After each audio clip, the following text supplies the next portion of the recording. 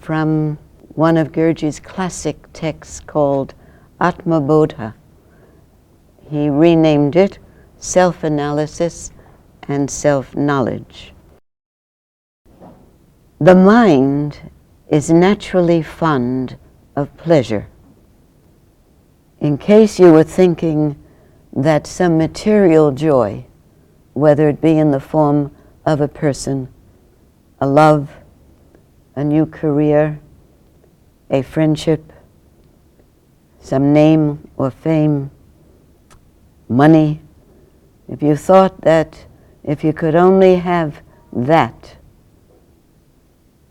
elusive happiness would be available, a great master is joining several others in saying that it's only spiritual joy that can satisfy all the conditions of our mind. Our mind has many conditions. As you know, once you get into a new relationship, or when you're in an old relationship, the mind has conditions that you never imagined it had. No material enjoyment in the world can hold your mind permanently, because it jumps. It jumps from object to object for pleasure, and in a short time becomes tired of every object, and only becomes steady when it finds that enjoyment which is greater than that found in worldly pleasures. Greatness is happiness, and lowness is suffering. Did you know that there was lowness in your life? Greatness and lowness. When we're in the state of lowness, I don't have to tell you or myself, it feels very much like suffering to be disconnected from that light, that energy that renews us, redeems us, connects us again to everything we've been missing. So greatness is happiness, and lowness is suffering. This is an eternal psychological formula. Such greatness, such happiness and bliss can be attained, but only when? When we're doing what? Such greatness, such happiness, such bliss can be attained, but only when we meditate, and before that, practice the art of witnessing. In the beginning, we have to use some effort to be in the state of witnessing, because the mind is all over the place. Witnessing means just to be aware of what is coming in and going out.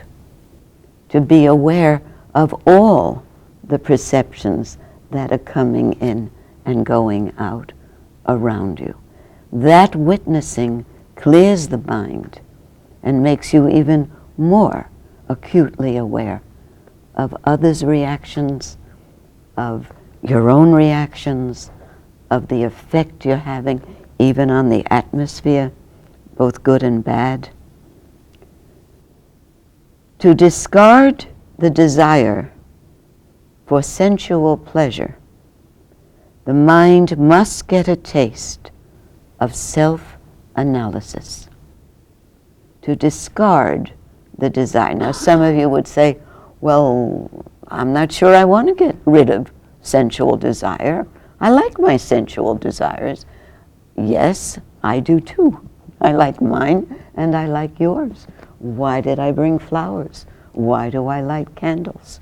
This is an appeal to our senses and other enjoyments that come from the senses. But when the senses threaten to overwhelm us because they're out of control, because we're not in control of those sensual desires, sexual needs.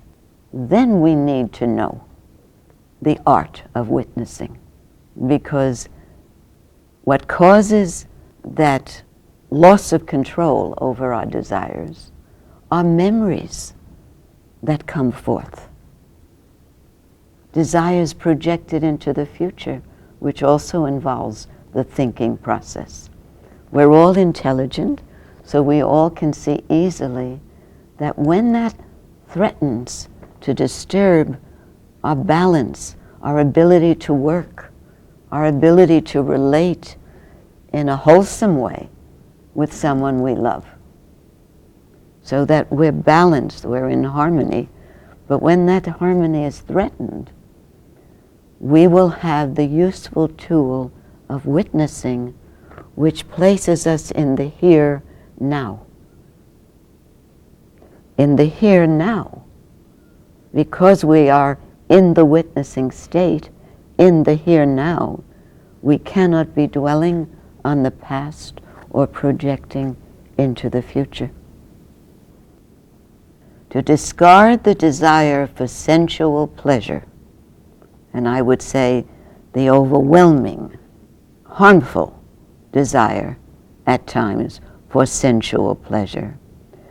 In order to control that, the mind must get a taste of self-analysis. What does self-analysis mean in terms of Vedantic teachings? Vedantic for new people means the highest knowledge, the end of all knowledge. Anybody have an idea? Why will self-analysis help us to get rid of desires that we don't want to have? We've been talking for many years about the importance of witnessing, learning to witness not only in formal conditions as we were doing this evening, but throughout your day. Even at work, on the subway, in the midst of an argument, you can be in the state of witnessing, and that argument will take on a different color, a different sound, and more will come from that argument than has ever come before, because you're witnessing not only the effect of that argument on you, but you will be seeing perhaps for the first time the true effect of that argument on your friend, on your loved one, which somehow before we were too absorbed in our own feeling to see.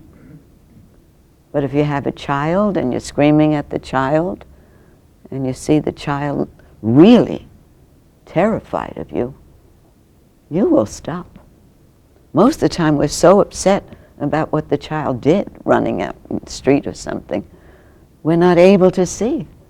But once we're established in witnessing, you'll see it. And you'll realize that you're doing more harm to that child or to your loved one than being right or being wrong. More harm. You understand? The argument's not important, but the psychological destruction we're doing with our uncontrollable rage that usually is happening from another picture. We have to be able to see the effects of our anger, our hatred, and realize this is what is meant by self-analysis, and realize that our hatred, our rage, is vibrating each time it's out of control and affecting the rest of the world. So we shouldn't be surprised that there's violence all around us in the city and violence all around this planet. We have to begin very near, Krishnamurti said. We can't be theoretically ending fear and violence and chaos in the world. We have to come near and end it in ourselves. One of the great statements of Krishnamurti. To discard the desire for sensual pleasure, meaning to understand what is causing that desire for sensual pleasure, we must have a little understanding of the meaning of self-analysis. An easy way to go about it is to watch yourself during the day and see, when you're alone, let's say, be aware that there's tension in you.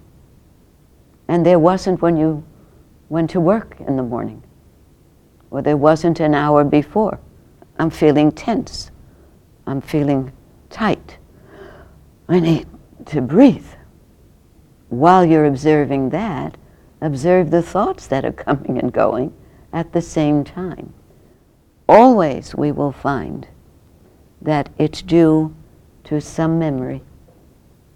Some memory from yesterday, some memory from years ago, some memory of what we have to do later on or tomorrow.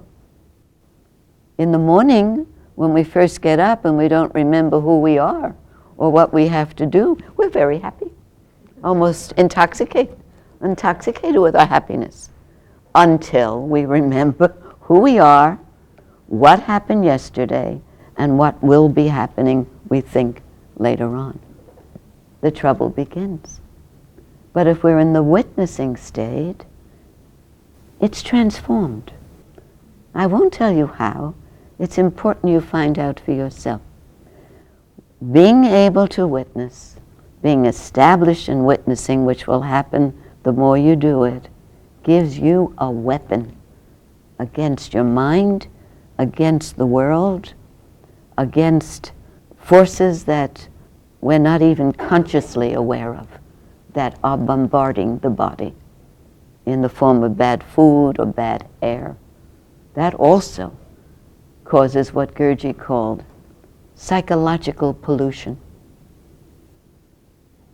We're absorbing through thought waves poisons, toxins from the atmosphere. Individual self, freed from the control of the mind, is able to rise to the state of the supreme self or supreme Atman. It is united with it and experiences everything as the manifestation of supreme self. Become so aware of the tendencies of our mind that, number one, as the witness, we immediately separate ourselves from the mind. That's the first important part of the battle. Don't identify with the mind. When the mind is depressed, don't say you're depressed, or when the mind is having depressing thoughts. It's just having depressing thoughts. It doesn't mean we can't go into the meaningless. No depressing thoughts, no joyful thoughts, just empty. And in that emptiness, there's a fullness that is a joy. Because our nature is to be joyful. Our nature is to be energetic. Our nature is to be powerful, in total control. So first we separate ourselves from the mind by watching it. You can't watch the thoughts come and go and be the thoughts coming and going. You're separate. And the second is to take control of that and say, no, I'm not going to dwell on that memory. I'm not going to keep chewing over what happened yesterday or what could happen later on or tomorrow. I'm going to move into the here now and just be in the state of witness. Any question? Yes.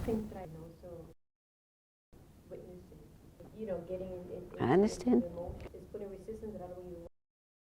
I know, because what you're doing is sometimes you're witnessing, watching the thoughts, and then sometimes you're not witnessing, you're judging what you're witnessing. That's what's causing that seesaw for you. When we judge what we want to be witnessing, we're not witnessing. So that will make it easy for you. And so in the past, whenever I thought of my father, because he died very young, 58, anytime I thought of my father, there was sadness around the memories of my father. But not now. Now, if I choose to dwell on my father and choose to be sad for a while, that's okay because I know how to come out of that. It won't overwhelm me. Does that help? Everybody understand that? Yeah. Yes, you do want to say something? Trying to better understand the difference between When we're meditating, there's no self, there's no analysis, there's not even an I after a while to analyze, to understand. So without the self-analysis, without the self-awareness, without understanding that it's always thinking, it's always comparing and judging, that brings the anxiety, the fear, the panic. It doesn't come from the clouds. It comes from the past. It comes from memory. If we didn't have that in conjunction with the meditation, so you need understanding, awareness, and meditation, then meditation would just be an escape and we'd keep coming back to the same difficulties. So when the ashram was first opened, we didn't call it Ananda Ashram right away. Sri Brahmananda called it the Institute of Self-Analysis and Self-Awareness, because he thought without that, then meditation is just running away. It's just an escape. Once you understand what happens when you take control of your mind by separating yourself from it, not identifying with it, and controlling it very gently through self-awareness, then you eagerly meditate. Then it's a joy to meditate, because you know the results will be so freeing. The reason I brought this is because this reading is because it gives us a sense of these great teachers, these masters, how their world is so different from ours, how their perceptions are so different from ours, which tend to be limited. For example, they would meet, each one of you, my teacher would meet you as he met us over the years, and see instantly your past, your present, and your future.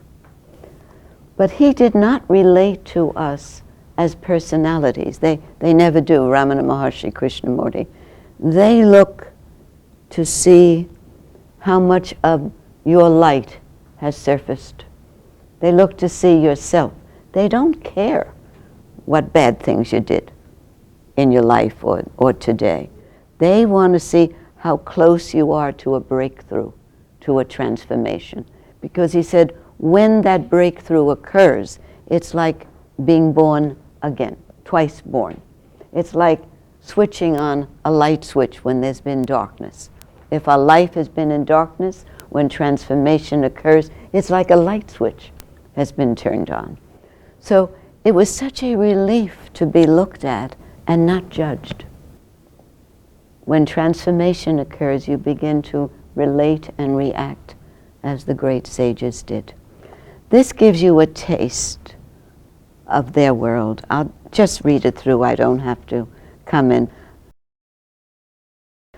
Through yoga, the seeker, the true seeker, constantly experiences the blissful self. Through yoga, the knower of truth constantly experiences the blissful self. The only alms he longs for is bliss. Aloneness is his only abode. He tirelessly strives for the light. His movement or her movement is into no mind. His body is clean and pure, his, her. Non-dependence is his refuge. Non-dependence is his refuge. And his activities are like a playing, dancing river. This is Osho's commentary on the Nirvana Upanishad, and that verse was from the Upanishad, or scripture. When the Sufi master Hassan was on his deathbed, his disciples and friends asked him, "You never told anyone who your master was. We're very eager to know. When you yourself are so holy, what sort of master could you have had?" And I was drawn to this section of this book called Out of 1,000 Names, given to me by friends here. I was drawn to this section because if we had asked our teacher on his deathbed this same question, he would have answered exactly as Hassan did. So now you can listen as if you're listening to this teacher as well. They said, "When you yourself are so holy, what sort of master could you have had?" Hassan said, "The reason I haven't told you is not that I want to hide my master, but because there were so many masters that it's difficult to pick one of them out. Some of the masters were such that I even hesitate to tell you about them." Well, the disciples said that it was understandable when there were so many masters one could not be picked out. But the second part of the statement, that he hesitates to speak of them, that was a little difficult to understand. So Hassan said, "It is very difficult. For example, once I reached a village at midnight. I had lost my way and the whole town was asleep. So I knocked at the door of an inn. Nobody responded. Where could I spend the night? As I was passing a house, I happened to see a thief making a hole in a wall. He was the only man who was awake in the village. I approached him, and I told him I was in great difficulty. I had no place to stay during the night. Could he help? The thief said, "Well, that is a difficulty, but maybe I can arrange it. You seem to be a fakir. If you have the courage to stay at my home, you're welcome. But I must tell you, I'm a thief." Then I thought to myself, I've never before met a man so honest that he will admit that he is a thief. And I was a little afraid. I hesitated about whether to stay with him, because what would the people of the town say the next morning when they found out? But when the thief had invited me with such love, and when he had admitted that he was a thief, how could I refuse? So I stayed at the house of the thief. And he said very quietly, "You rest for a while. By the time morning comes, I'll come back and serve you." About 5 o'clock in the morning, the thief returned. I asked him if he had stolen anything. The thief said, "You know, I haven't been able to get anything this night. But life is long, and there are many nights." I stayed with him 1 month. Every night, I used to ask if he had stolen anything, and he would say, "No. But life is long, and the nights are many." When I left his house at the end of the month, he was still repeating the same thing. Hassan continued, "So sometimes, when I was in search for the divine, and I'd get tired, I would just think, still, I have not found the divine. But then, each time, that thief would come before my eyes and say, 'There are many nights, and life is long.' then I would think, when a thief who is in search of ordinary things like money is so full of hope that he can work with inexhaustible patience, how can I, a fakir, who have set out in search of an extraordinary measure, search of the divine, be in such a hurry? So on the day I did realize God, I have to tell you, I didn't get down on my knees and thank God first. First, I just bowed down with closed eyes to that thief. And I said, for that time, you were my master, and you have been my master. Then he said to his disciples, that's the only reason for my hesitation. Those statements from the Upanishad, he tirelessly strives for the light. His movement is into no mind. This is a wonderful statement, says Osho Rajneesh. It's like the statement of Einstein's equation of energy. This statement of the sage is so valuable, even more valuable than Einstein's. If there had been no Einstein, there would not be much difference in the world. Even if the energy equation had not been discovered, mankind would still be here, probably happier. Sannyasins, renunciate seekers, move towards no mind. Everything you do is food for the mind. You strengthen your minds, you make them more powerful. Your experiences, your knowledge, your learning, all that you collect is to make the mind more powerful. An old man says, I have 70 years experience.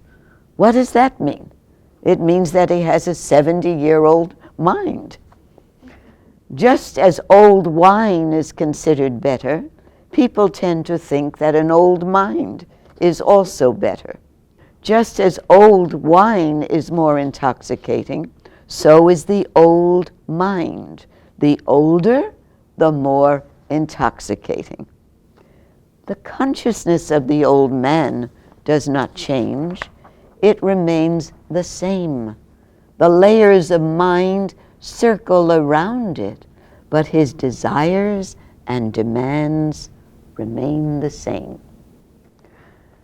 But the sannyasin, the renunciate, moves towards no mind. Renunciate means the renunciation of material life.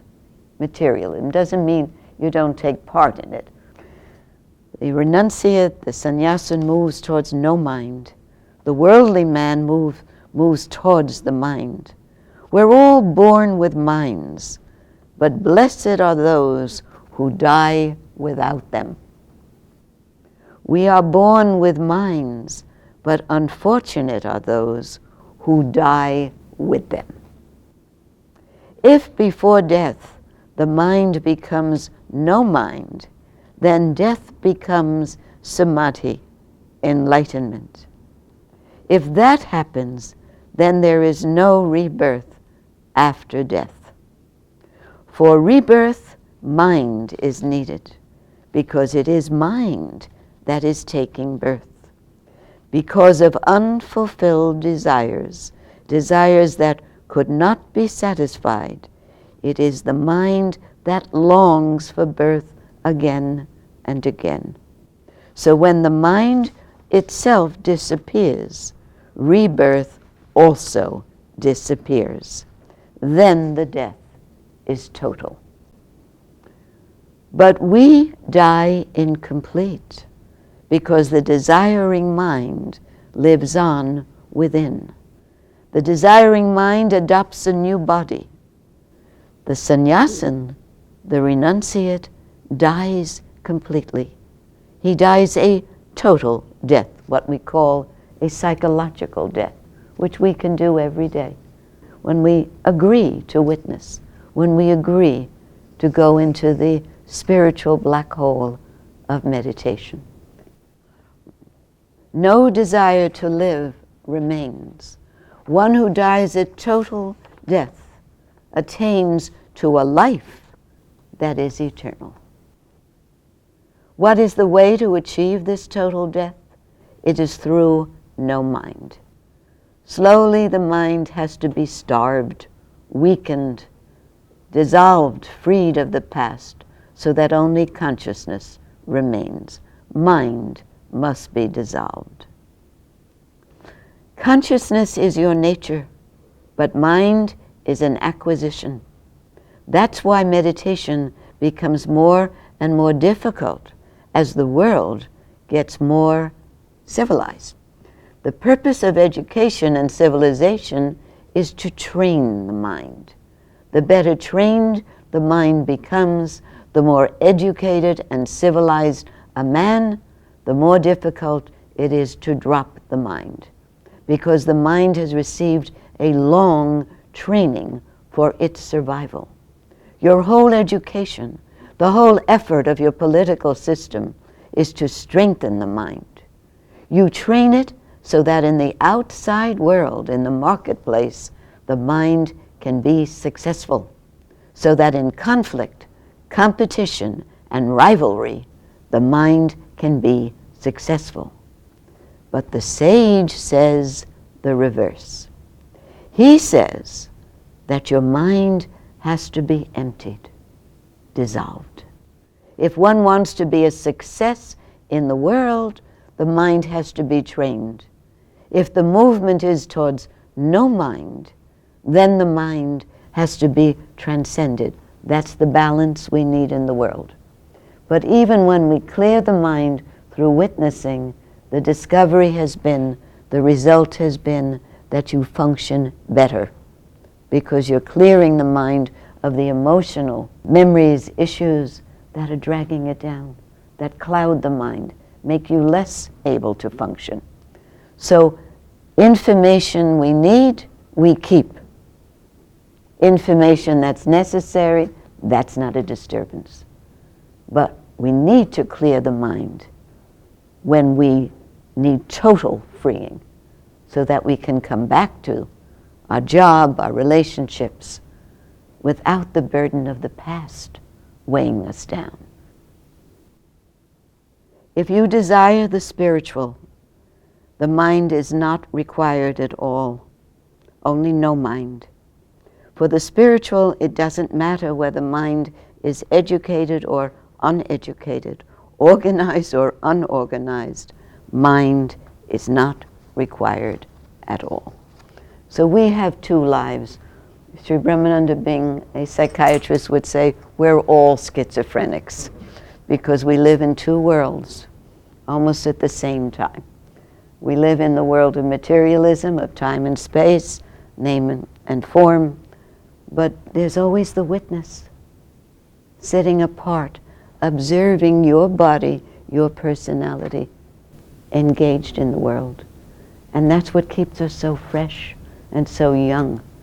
It's only identifying with the personality and the body that brings tension to the face and ages the body before its time. Health is a very natural thing. Illness is not. Illness is brought about by being identified with the mind. I don't care how young you are or healthy you are. At some point in old age, if you remain identified with your mind, your beauty disappears very quickly. Your stamina disappears almost overnight. You don't know what happened. You were running up the stairs one day, and 2 days later you can't do it. So keep your body healthy. Your body has its own intelligence, but take care of it as you would take care of a car. Don't take care of it out of fear, because that fear will cause tension and stress and pull the body down. Sri Brahmananda had powers, as his teacher had powers. He was one guru who didn't display them or flaunt them, because as he told us throughout his life as a teacher, a guru, a teacher, can be enlightened without powers, but also a guru could have powers and not be enlightened. It does not necessarily mean that you're enlightened because you have powers, and he would say all of us have latent powers. In the 60s, we had an elderly woman who was a great devotee of Dr. Mishra. And she lived at the ashram for a number of years, but she wasn't with us permanently. And then we received word, Sri Brahmananda received word that she was in the hospital and in a coma. Her son had called. At the end of his message, he said to the receptionist, "Tell Dr. Mishra not to visit. My mother is dying, and she's in a deep coma, and she's in intensive care, and I've given instructions that nobody is to come into her room." We were all sitting there when the message was delivered. And Dr. Mishra laughed and he says, "Come, this one, that one, we will go, and we will see her.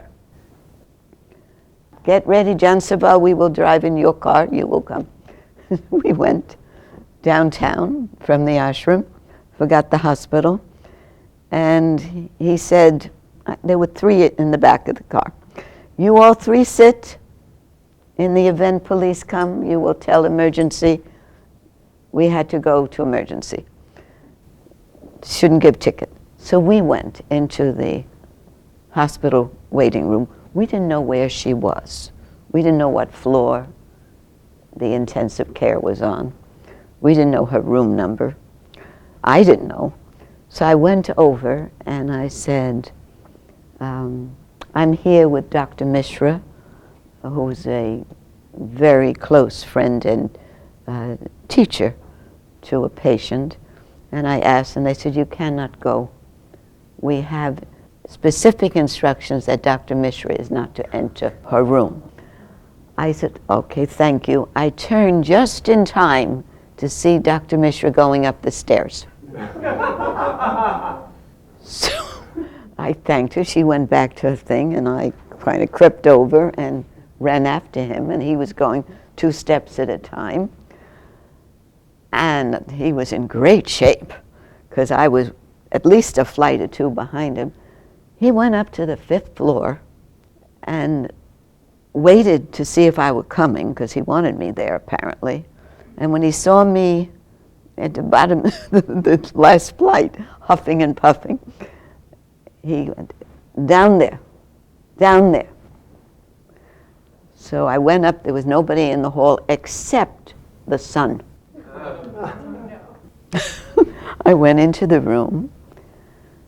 Dr. Mishra pulls up a chair right next to the bed, and he goes like this, just like this, with the same force. "Where are you? Where did you go?"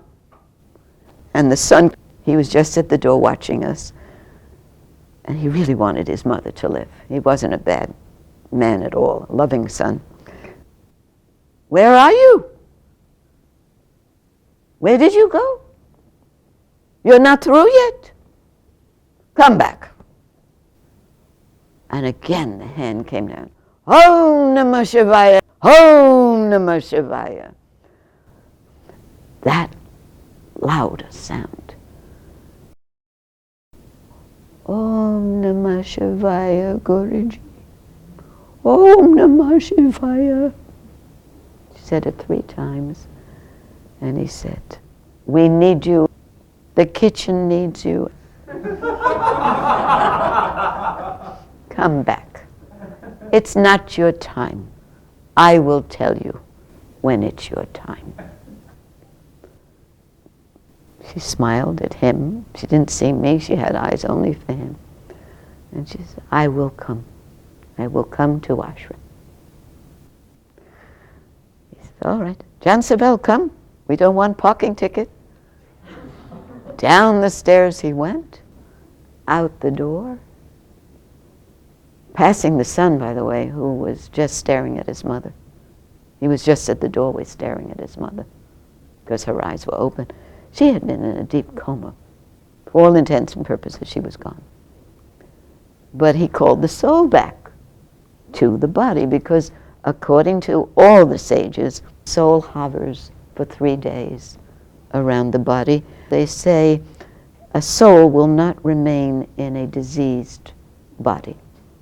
In other words, a diseased body to the point where it's terminal. Because we can go outside the body.